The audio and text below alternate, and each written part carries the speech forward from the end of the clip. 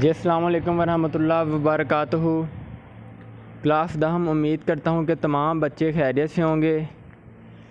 بیٹا آج 27 جولائی 2020 بروز سوموار، باب 8 معاشی ترقی۔ موضوع پاکستان میں معاشی ترقی کا اشرہ باشرہ جائزہ۔ اس کا بقیہ حصہ معاشی ترقی کا 5واں مرحلہ جو کہ 1980 سے لے کر 1990 تک گنا جاتا ہے، اور معاشی ترقی کا 6واں مرحلہ جو 1990 سے لے کے سن 2000 تک جانا گیا ہے، اور معاشی ترقی کا 7واں مرحلہ جو سن 2010 سے لے کر 2014 تک آپ کے سامنے بیان کیا گیا ہے۔ ان کا تفصیلی جائزہ لینے جا رہے ہیں، تو آئیے آغاز کرتے ہیں۔ جی، پاکستان میں معاشی ترقی کا 5واں مرحلہ 1980 تا 1990۔ جی، 1980 تا 1990 کے دور میں کپاس، چاول، گنے اور گندم کی پیداوار میں ریکارڈ اضافہ ہوا، یعنی بے شمار اضافہ ہوا۔ زرعی ترقی کی رفتار میں 6.2% سالانہ کے حساب سے اضافہ ہوا۔ اس کو صنعتی ترقی کا بہترین دور کہا جا سکتا ہے، کیونکہ اس عرصہ کے دوران نجی شعبے کا اعتماد بحال کرنے کے لیے اقدامات کیے گئے۔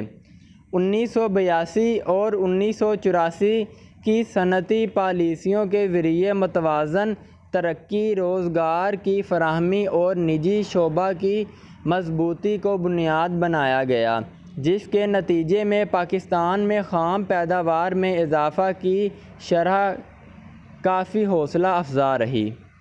جی بیٹا، معاشی ترقی کا 5واں مرحلہ جو ایک پیراگراف میں بیان کیا گیا ہے، اس کو سادہ لفظوں میں یہ بیان کروں تو آپ کے سامنے یہ بات آئے گی کہ اس دور میں کپاس، چاول اور گندم کی پیداوار میں کافی اضافہ ہوا، حتیٰ کہ ریکارڈ اضافہ ہوا۔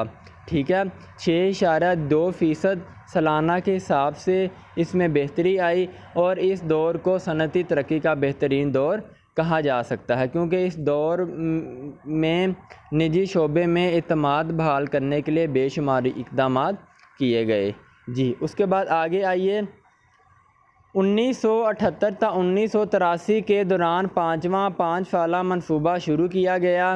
اس منصوبے کا حجم 21 ارب 2 کروڑ روپے تھا۔ اس دوران ناسازگار حالت کے باوجود شرح ترقی 6% سالانہ رہی۔ صنعتی پیداوار میں 9% سالانہ ترقی ہوئی۔ ملکی صنعت میں اضافے کی غرض سے صنعتی چھوٹ بھی دی گئی۔ افراط زر صرف 5% رہ گیا۔ اس منصوبے کی مدت کے دوران دیہی علاقوں کی ترقی کی طرف بالخصوص توجہ دی گئی۔ کم از کم 20% نادار اور مفلوک الحال لوگوں، یعنی کہ وہ جو غریب ہیں اور یعنی کہ جو زکوٰۃ لینے کے پابند ہیں، یا جن کے جو حالات ہیں وہ ناساز ہیں، ٹھیک ہے، جو کام نہیں کر سکتے، ٹھیک ہے، مفلوک الحال لوگوں کو نظام زکوٰۃ کی بدولت معاشی مدد ملی، جو سماجی و معاشی انصاف کی طرف ایک بڑا قدم تھا۔ جی آگے آئیے۔ 6واں 5 سالہ منصوبہ 1983 تا 1988، 1 جولائی 1983 کو شروع کیا گیا۔ 1985 سے 1988 کے دوران وزیر اعظم محمد خان جونیجو کے 5 نکاتی پروگرام پر تیزی سے کام ہوا۔ صنعتوں اور توانائی پیدا کرنے کے شعبوں میں نجی سرمایہ کاری زیادہ ہوئی۔ دیہات میں سڑکیں بنائی گئیں اور انہیں شہری منڈیوں کے ساتھ منسلک کیا گیا۔ زکوٰۃ اور نظام عشر کے توسط سے مستحقین کی مالی اعانت کی گئی۔ اعانت، ٹھیک ہے، الف عین الف نون تے، اعانت مدد کی گئی۔ روزگار کی فراہمی کے لیے مختلف اقدامات کیے گئے۔ دیہی ترقی، یعنی کہ دیہاتوں کی ترقی۔ پسماندہ علاقوں، وہ علاقے کے جو ابھی ترقی نہیں کر چکے یا جو زیادہ تر بیکورڈ علاقے، ٹھیک ہے۔ چھوٹے اور بڑے شہروں کی ترقی پر خاص توجہ دی گئی تعلیم اور صحت کے شعبے پر زیادہ توجہ دی گئی۔ خام ملکی پیداوار میں 6.6% اضافہ ہوا، جو کہ ایک بہت اچھا اضافہ تھا، اور زرعی پیداوار میں 2.3% اضافہ ہوا۔ برآمدات میں 6% سالانہ اور درآمدات میں 6% سالانہ کے حساب سے اضافہ ہوا۔ افراط زر کی شرح 6% رہ گئی۔ بجلی کی پیداوار میں 13.6% اضافہ ہوا۔ جی آگے آئیے۔ دسمبر 1988 میں ہونے والے الیکشن کے نتیجے میں محترمہ بے نظیر بھٹو کی حکومت بنی، جو کہ 1990 تک قائم رہی۔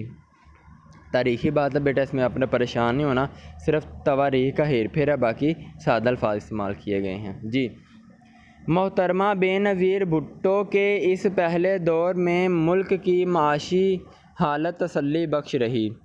1989-90 کے دوران خام ملکی پیداوار میں اضافے کی شرح 5.1% رہی۔ زراعت میں ترقی کا اندازہ 5.2% تھا، لیکن صرف 4% سالانہ اضافہ ہوا۔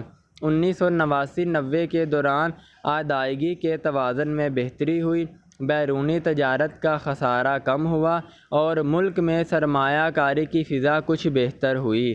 اپریل 1989 میں نئی صنعتی پالیسی کا اعلان کیا گیا، جس میں ایک دفعہ پھر نجی شعبہ کے لیے نئی ترغیبات کا اعلان کیا گیا۔ نئی صنعتوں کے قیام کو آسان کر دیا گیا اور کئی نئے شعبوں میں سرمایہ کاری کے لیے راہیں کھول دی گئیں۔ جی بیٹا معاشی ترقی کا 5واں مرحلہ طوالت پکڑ گیا، کچھ لینتھی ٹاپک ہے، مگر آپ نے اس کو یاد کرنا ہے، تواریخ کو اچھی طرح یاد کرنا ہے، صرف تواریخ کا ہیر پھیر ہے، باقی وہی سادہ الفاظ میں بات بیان کی گئی ہے۔ جی اس کے بعد ہے معاشی ترقی کا 6واں مرحلہ۔ 1990 اور 1996 میں محترمہ بے نظیر بھٹو کی حکومت برطرف ہوئی۔ 1993 اور 1999 میں میاں محمد نواز شریف کی حکومت ختم ہوئی۔ 1999 میں جنرل پرویز مشرف نے اقتدار سنبھالا۔ 7واں 5 سالہ منصوبہ 1988 تا 1993 میں شروع کیا گیا۔ اس دوران خام ملکی پیداوار میں سالانہ ترقی 5% ہوئی۔ زرعی شعبہ میں پیداوار کی سالانہ شرح 4.7% رہی۔ صنعتی شعبہ کی پیداوار میں اضافہ کی شرح 5.9% رہی۔ قومی بچتوں کی شرح 12.7% سالانہ رہی۔ شہری علاقوں میں 50 طبی مراکز قائم کیے گئے۔ شرح خواندگی کا تناسب 36% رہا۔ جی 8واں 5 سالہ منصوبہ 1993 تا 1998 میں شروع کیا گیا۔ اب یہ آپ پوائنٹ بھی بنا سکتے ہیں، لیکن ویسے بھی لکھ سکتے ہیں۔ اس منصوبے کے دوران بہت سارے قومی ادارے نجی شعبے کے حوالے کر دیے گئے۔ 1998 میں ایٹمی دھماکے کرنے کی وجہ سے پاکستان کو معاشی پابندیوں کا سامنا کرنا پڑا۔ 1998 میں مردم شماری بھی کرائی گئی۔ اس دوران خام ملکی پیداوار اور زرعی شعبہ کی پیداوار میں سالانہ 6% کے حساب سے اضافہ ہوا۔ نجی سرمایہ کاری میں 22.8% اضافہ ہوا اور وفاقی حکومت کے ٹیکسوں کی وصولی میں 22.6% اضافہ ہوا۔ برآمدات میں 24.9% کمی ہوئی۔ خواندگی کی شرح 37.9% ہو گئی۔ قومی بچتوں میں سالانہ 12.7% اضافہ ہوا۔ جی ملک میں 8ویں 5 سالہ منصوبے کے بعد 5 سالہ منصوبوں کا دور ختم ہو گیا۔ اب سالانہ ترقیاتی منصوبے تیار کیے جاتے ہیں اور اس کے مطابق ملکی ترقی کے لیے اقدامات کیے جاتے ہیں۔ ایک آخری مختصر سا عنوان ہے معاشی ترقی کا 7واں مرحلہ، جو کہ 2010 اور 2014 کے درمیان مانا جاتا ہے۔ آئیے اس کا مطالعہ کر لیتے ہیں۔ جنرل پرویز مشرف کے 9 سالہ دور حکومت میں معاشی ترقی کی رفتار 7% رہی۔ وزیر اعظم شوکت عزیز نے معاشی ترقی کے لیے متعدد اقدامات اٹھائے مگر عام آدمی کی زندگی کے مسائل اور مہنگائی میں اضافہ ہوا۔ 2008 کے انتخابات میں پاکستان پیپلز پارٹی بڑی جماعت بن کر ابھری۔ اس حکومت نے عوام کے معاشی مسائل کم کرنے کے لیے بہت سارے اقدامات کیے مگر ملک معاشی ترقی کے لحاظ سے مشکلات کا شکار رہا۔ 2013 میں پاکستان مسلم لیگ نون کی حکومت بھاری اکثریت سے قائم ہوئی۔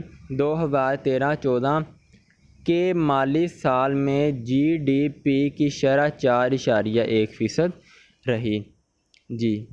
نیچے بیٹا آپ کو پاکستان کی قومی خام ملکی پیداوار کا گراف بھی بیان کیا گیا ہے، ٹھیک ہے۔ اسی کے ساتھ آپ کا آج کا موضوع اپنے اختتام کو پہنچتا ہے۔ آپ سے گزارش ہے کہ آج کے موضوع کو سنجیدہ لیں، اس کو اچھی طرح یاد کریں، یاد کرنے کے بعد ایک دفعہ اپنی کاپیوں پر لکھیں۔ میں محمد رمضان آپ سب سے اجازت کا طالب ہوں۔ السلام علیکم ورحمۃ اللہ وبرکاتہ۔